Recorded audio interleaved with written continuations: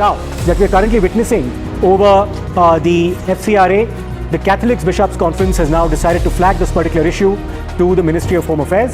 They've said that there are serious concerns over the proposed amendments, that there could possibly be a concern over the violation of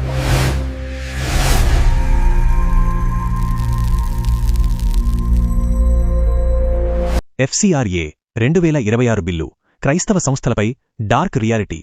కేంద్రం వ్యూహం ఏమిటి? కేంద్ర ప్రభుత్వం పార్లమెంటులో ప్రవేశపెట్టిన foreign contribution regulation amendment bill 2026 దేశంలోని క్రైస్తవ మరియు మైనారిటీ సంస్థల ఉనికిని ప్రశ్నార్థకం చేసేలా ఉందని సర్వత్రా ఆందోళన వ్యక్తమవుతోంది. It may also disrupt services for the poor. This is the Catholic Bishops' Conference that has now raised these several red flags over the FCRA to the Ministry of Home Affairs. ఈ bill ప్రకారం ఒకవేళ ఏదైనా స్వచ్ఛంద సంస్థ, NGO లేదా మతపరమైన association యొక్క FCRA licence రద్దు అయినా, గడువు ముగిసినా లేదా వారు సరెండర్ చేసినా, ఆ సంస్థలకు ఉన్న విదేశీ నిధులతో పాటు ఆ నిధులతో నిర్మించిన స్కూళ్లు, ఆసుపత్రులు, చర్చిలు మరియు అనాథ శరణాలయాల వంటి ఆస్తులను కేంద్ర ప్రభుత్వం నియమించిన డిజిగ్నేటెడ్ అథారిటీ తన ఆధీనంలోకి తీసుకుంటుంది. FCRA is the targeting legislation against the Christians and minorities and the NGOs. The NGOs who are doing good job for the people of India is being penalized by this law. Therefore, at any cost, we are not going to allow to pass this bill at all. Therefore, we are demonstrating. ఈ ఆస్తులను ప్రభుత్వం నిర్వహించవచ్చు, ఇతర విభాగాలకు బదిలీ చేయవచ్చు లేదా విక్రయించవచ్చు. చర్చిల విషయంలో మతపరమైన స్వభావం కాపాడతామని క్లాజ్ ఉన్నప్పటికీ నిర్వహణ మొత్తం ప్రభుత్వ చేతుల్లోకి వెళ్లడమంటే అది మైనారిటీల స్వయం ప్రతిపత్తిపై ఆటోనమీ నేరుగా దాడి చేయడమేనని Catholic bishops conference of India, CBCI వంటి సంస్థలు గళమెత్తుతున్నాయి. First of all, they done against one Waqf. Waqf is also targeting a minority. FCRA is also targeting another minority. Now they come for Sikh also. Their entire design is to target the minority, and their entire design is to go with the RSS ideology. माननीय speaker महोदय, हमारे केरल के MP मेरे ख्याल से गलत फहमी में ये हंगामा कर रहे हैं. जैसे स्पीकर साहब ने कहा, एक मिनट सुन लीजिए, ये FCRA अमेंडमेंट बिल पहले इंट्रोड्यूस हुआ था, इसीलिए आज सूची में आया है.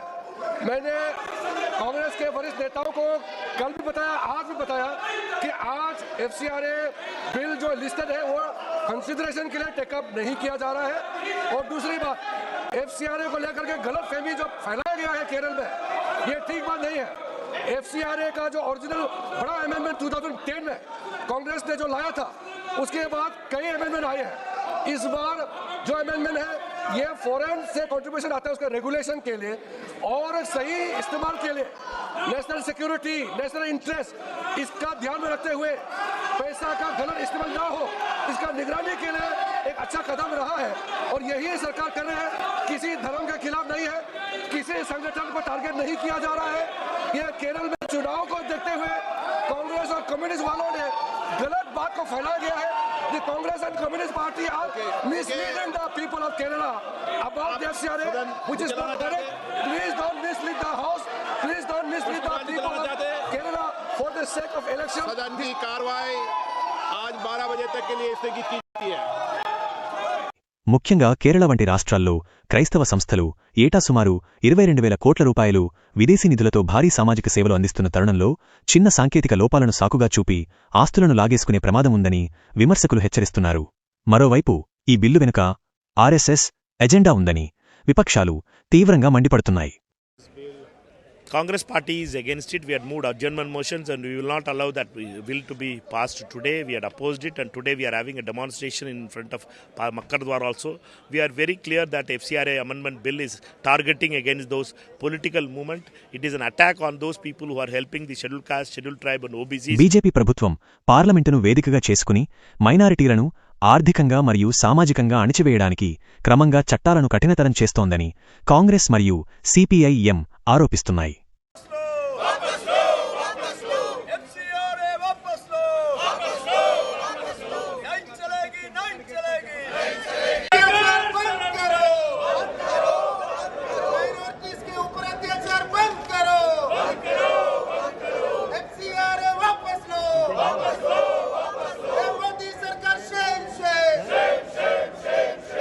మత మార్పిడులను అరికట్టడం అనే సాకుతో క్రైస్తవ మిషనరీల సేవలను ఆపివేయడమే ఈ బిల్లు అంతిమ లక్ష్యమని విమర్శలు వస్తున్నాయి. ముఖ్యంగా కేరళ అసెంబ్లీ ఎన్నికలకు ఏప్రిల్ 9 సరిగ్గా వారం రోజుల ముందు ఈ బిల్లును తెరపైకి తెచ్చి ఆపై నిరసనల సెగ తగలడంతో చర్చను వాయిదా వేయడం వెనుక బీజేపీ రాజకీయ వ్యూహం ఉందని విశ్లేషకులు భావిస్తున్నారు. కేరళలోని 61 లక్షల క్రైస్తవ ఓటర్లను ప్రభావితం చేయకుండా ఉండేందుకే తాత్కాలికంగా వెనక్కి తగ్గినట్లు కనిపిస్తున్నాయి. ఎన్నికల అనంతరం ఈ డ్రాకోనియన్ కఠినమైన చట్టాన్ని అమలు చేసే అవకాశం ఉందని విపక్ష నేతలు రాహుల్ గాంధీ, పినరయి విజయన్ హెచ్చరిస్తున్నారు.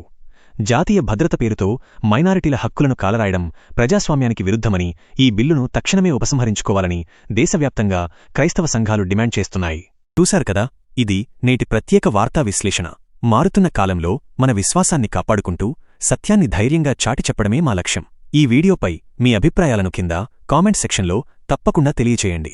మన వాట్సాప్ గ్రూప్లో చేరడం ద్వారా మరిన్ని అప్డేట్స్ని నేరుగా పొందవచ్చు. మరో ఆసక్తికరమైన అంశంతో నిజనిజాలను వెలికితీస్తూ మళ్లీ కలుద్దాం. అంతవరకు సెలవు. దేవుడు మిమ్మల్ని దీవించునుగాక.